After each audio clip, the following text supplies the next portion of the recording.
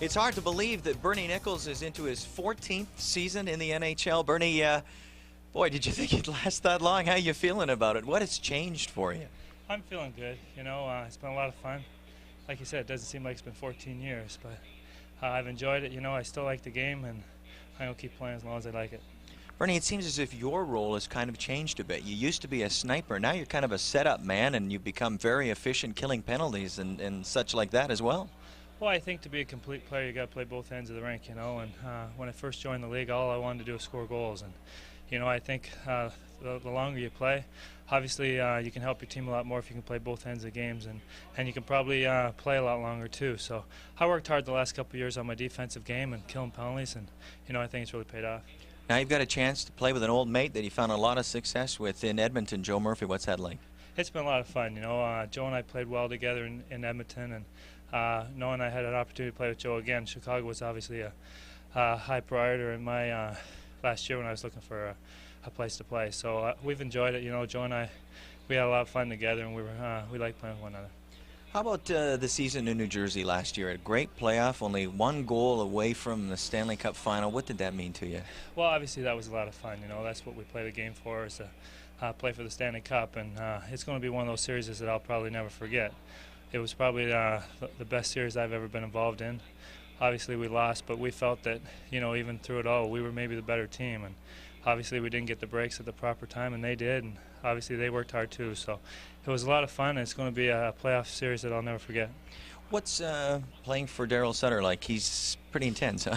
Yeah, Daryl's really intense. You know, he's a kind of guy that you got to play, work hard, and you'll play a lot. And, you know, you can't argue with that. I think anytime you're playing this game, if you don't work hard, you don't deserve to play. And, you know, that goes from your best players down the line to, you know, the bottom of the totem pole, so to speak. So if you come to play and you work hard and you give your best effort, then he's going to be pleased, and you're going to play a lot. Bernie, thanks for dropping by. Anytime. All right, Bernie Nichols, one of only 7 hockey players in the NHL to score more than 70 goals in a season. Still coming up in our first intermission, a look at George Burnett, the new coach of the Edmonton Oilers, who's leading this club to a 2-1 start to begin this season. In Chicago, no score after one period between the Blackhawks and the Oilers. Very well-organized man. Burnett actually is the perfect coach for this very young team, as Burnett is the youngest coach in the NHL. There you got it, Dougie. Oh, just my problem. I can't score the goals. The youngest team in the league is as familiar with Sega's version of hockey as the real thing on ice, so it makes sense their coach is almost as youthful. He relates to them. You know, I found that some of the guys, when I coached last year, you know, they were in the hotel playing video games. Well, you know, George understands that because he hasn't been very far away from it himself.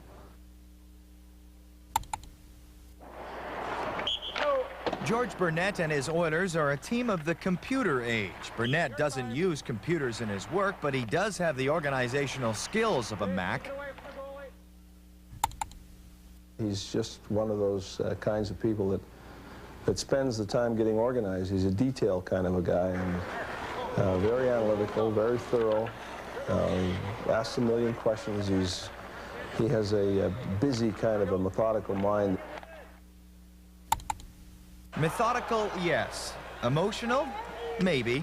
During games, Burnett's quite animated at the bench, but many other times, this Einstein of coaches believes in an even temperament. I think it's important that the highs and lows aren't particularly high or particularly low, and we've got a lot of things to accomplish, and I think very importantly is the message is fairly clear to the players, and keeping things very simple, especially in the season that we're in right now. But I'd like to think that I'm well prepared, I'm approachable and organized, and hopefully that approach will allow us to win lots of hockey games. The Oilers players believe those wins are on the way, thanks to Burnett's honest, open, and organized approach. He's in a deep concentration mode every time he comes to the rink, so he really works on the systems a lot, and I think he really makes it easy for the guys to realize what he wants us to accomplish. He's real honest. He's willing to talk to the players, and he, you know, his door's open all the time. He lays it out. You have your job to do, and you do it, and if you don't do it, then there's other guys to take your spot. So that's pretty much how it's done. You know, he tells it like it is.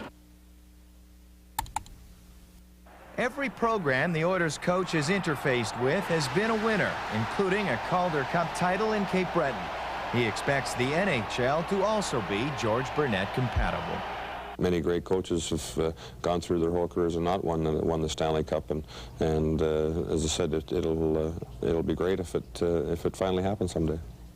And you know what they say, there's nothing the efficient, technically superior mind of a computer can't do. And we can add to that tonight that George Burnett certainly doesn't mind changing his lineup. David Oliver has gone from the first line to the press box in one game. The scoreboard when we return.